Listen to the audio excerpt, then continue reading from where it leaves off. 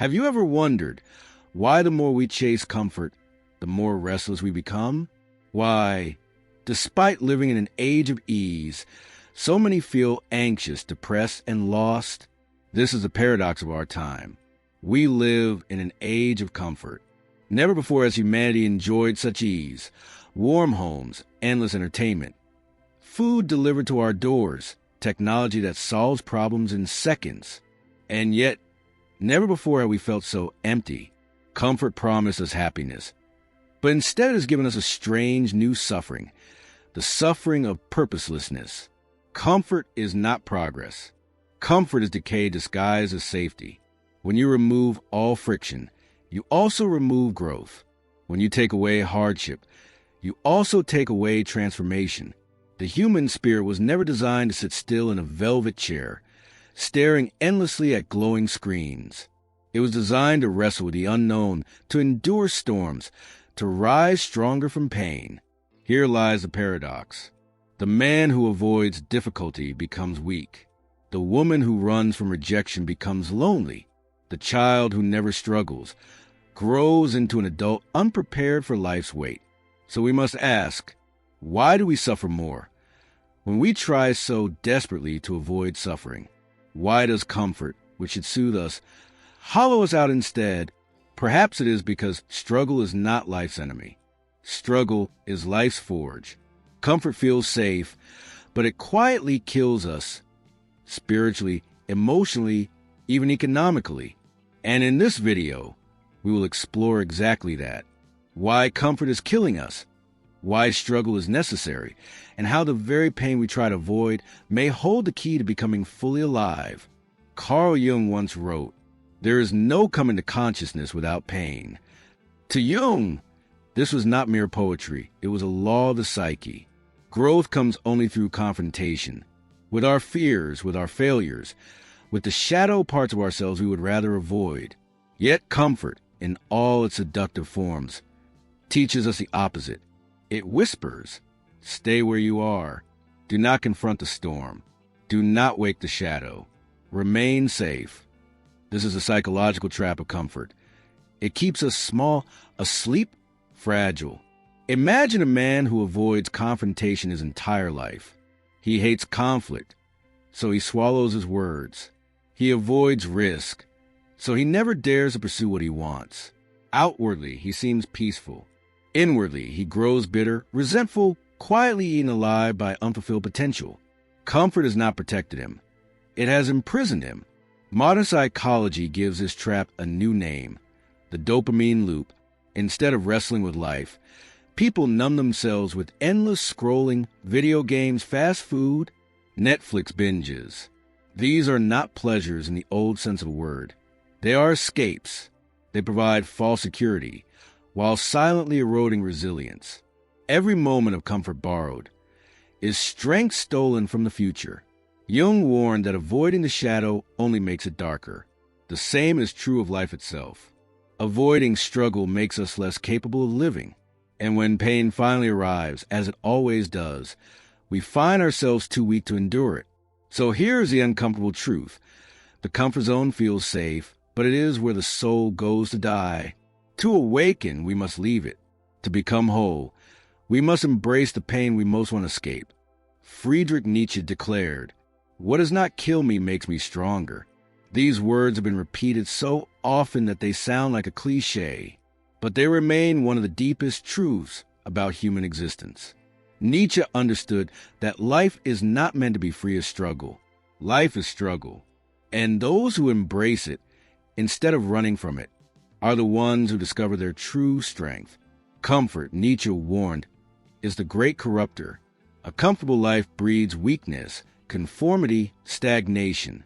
But those who endure hardship are forged into something greater. History shows this again and again.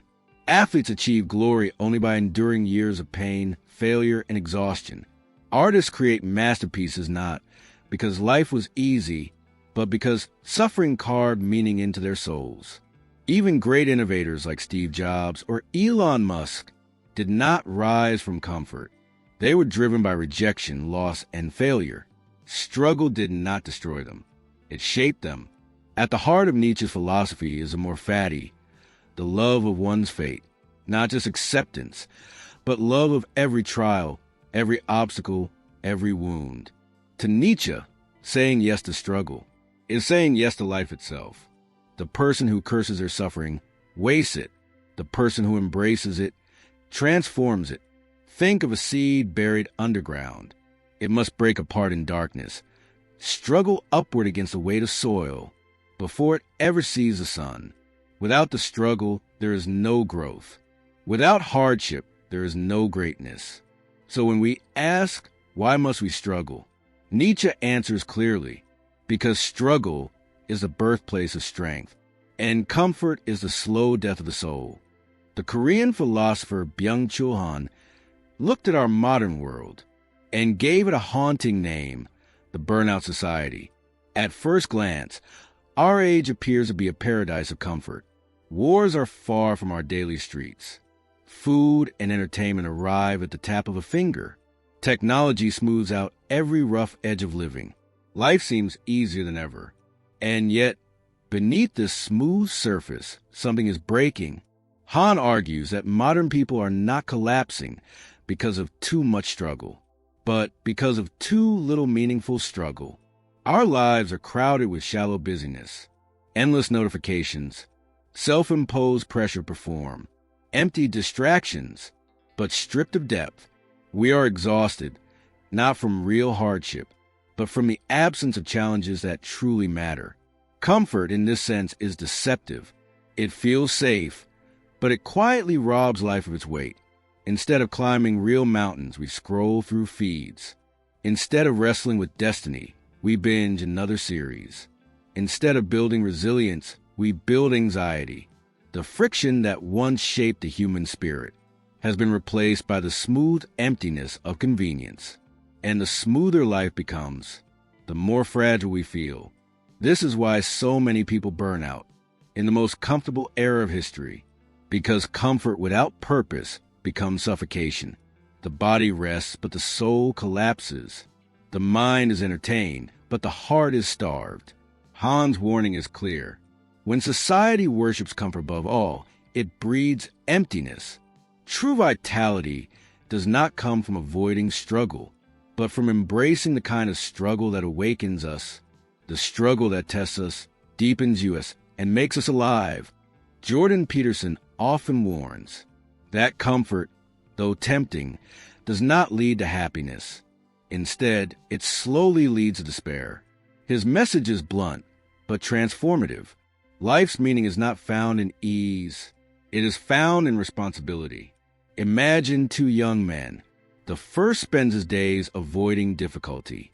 He hides in video games, escapes into endless entertainment, and avoids every discomfort. On the surface, his life looks peaceful, but slowly emptiness sets in. His days blur together. His spirit weakens. The very comfort he sought becomes a prison. The second young man chooses a different path. He takes on responsibility. He works hard, learns new skills, confronts his fears, and shoulders burdens willingly. At first, it is painful and uncomfortable, but over time, something powerful happens. He discovers strength, dignity, and purpose. The weight he carries becomes the very thing that gives his life meaning. Peterson often says that responsibility is the antidote to chaos. Comfort is like an addiction. It promises relief, but delivers decay. Responsibility, by contrast, transforms suffering into growth. When you willingly pick up your burden, you transform pain into progress. When you refuse, life will force suffering upon you in harsher, more destructive ways. He explains that meaning exists on the razor's edge, between order and chaos. Too much comfort is order without life. Too much chaos is suffering without purpose. But responsibility, carrying a load you can bear, keeps you in balance. Comfort whispers false promises of safety. Responsibility demands struggle, but it rewards you with transformation. To choose responsibility is to step into discomfort willingly, and in doing so, to find the only thing that truly matters, a life filled with meaning. Across every religion, every wisdom tradition, one truth echoes: comfort dulls the soul, but struggle awakens it. Struggle is not seen as punishment. It is seen as the sacred path to transformation. Take the story of Christ. He did not remain in the comfort of safety. He carried the cross, embraced suffering, and through that sacrifice, gave humanity redemption. The Buddha was born into luxury, surrounded by comfort in his palace. Yet he abandoned it, walking into the world's suffering to find enlightenment. The Sufi mystics speak of burning the ego in the fire of trials until nothing false remains, only purity of soul. These stories are not accidents. They reveal something essential. Comfort blinds us to higher purpose, while struggle opens a door to transcendence. Pain, endured with courage, becomes purification. It strips away illusions, pride, and laziness, leaving only truth. Without sacrifice, there can be no awakening. Without pain, there can be no rebirth. Spiritual traditions remind us that life suffering is not meaningless. When hardship comes, it is not simply cruelty, it is initiation. It is life declaring, you are ready to grow. This is why prophets, saints, and seekers all walk the road of trials. They understand that the soul only shines after passing through the fire. Comfort, on the other hand, seduces us into sleep. It whispers ease while stealing transcendence. It gives pleasure while quietly draining purpose. Struggle hurts, but it purifies. Comfort soothes, but it kills slowly. The fire of struggle is not to be feared. It is to be embraced. For it is in that fire that the soul is reborn. And without it, we remain asleep, never discovering who we truly are, beyond psychology and spirituality. Comfort carries a brutal economic and social cost. History is not written by those who avoided struggle. It is written by those who endured it. Every civilization that rose to greatness did so on the backs of people who embraced sacrifice, responsibility, and hardship. The truth is simple. If you don't sacrifice for what you want becomes the sacrifice. When individuals choose comfort over effort, they trade away their dreams. They settle for less. And in the end, regret becomes their only inheritance. Think of the companies that collapse because their leaders refused to innovate. They chose the comfort of the old way, and the world passed them by. Or the workers who never upskilled, who stayed in the safety of routine, only to be laid off when change arrived. Or the countless people who never dared to risk failure, and so never discovered their potential. Comfort does not protect. It paralyzes. Even societies stagnate under the weight of comfort. When a nation values ease over effort, consumption over creation, security over risk, its future begins to decay. Growth comes from inventors who risked bankruptcy, entrepreneurs who endured sleepless nights, and workers who bore hardship to build a better tomorrow. Comfort feels safe in the moment, but over time it is deadly. It drains ambition. It kills innovation. It weakens entire cultures. Discomfort, though painful, is the soil in which all achievement grows. Every invention, every breakthrough, every leap forward was born not from ease, but from the fires of necessity and the courage to endure them. Comfort offers survival. Struggle builds progress. And progress, personal, social, economic, belongs only to those willing to suffer for it. Here lies the greatest truth. We cannot escape struggle. The only choice we have is how we face it. If we run from discomfort, life will impose suffering on us in harsher ways, through regret, failure, emptiness. But if we choose our struggles consciously, they become the very tools that shape us. Avoid struggle, and you grow weaker. Choose struggle, and you grow stronger. The man who avoids risk ends up trapped by fear. The woman who avoids rejection ends up imprisoned by loneliness. But the person who willingly embraces discomfort discovers resilience, courage, and meaning. Think of working out. Lifting weights is uncomfortable, even painful, but this self-imposed struggle creates growth, strength, vitality. The same is true for the mind and the spirit. Facing fears, confronting your shadow, enduring rejection, these are weights for the soul. Each repetition makes you stronger. Each trial brings transformation. Struggle chosen willingly is no longer just suffering. It becomes discipline. It becomes training for the soul. And slowly, it turns into freedom. Because the person who is not afraid of pain, who welcomes difficulty, cannot be broken easily.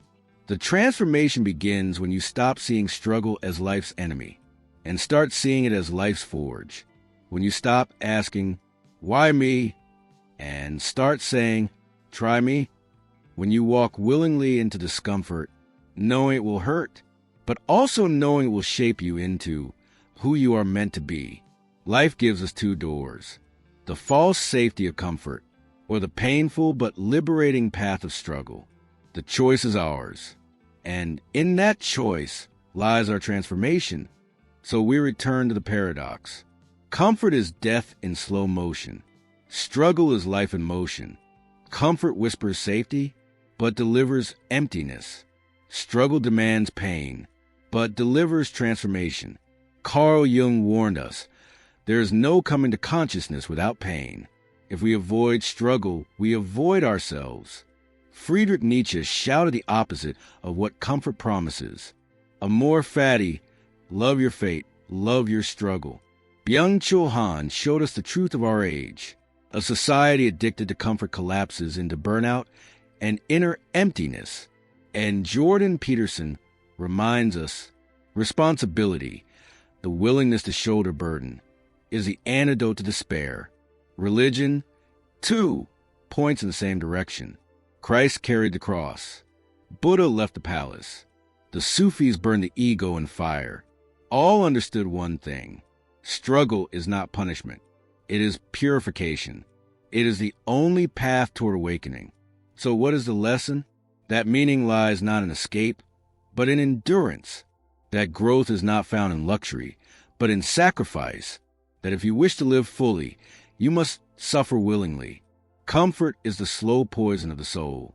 Struggle is the medicine of transformation. To awaken, you must choose discomfort in your work, in your relationships, in your soul. Step beyond ease and enter the fire, because everything you long for, strength, wisdom, transcendence, purpose, waits for you just beyond your comfort zone. The question is no longer, why do we suffer? The question is, will we choose the suffering that makes us or the comfort that destroys us?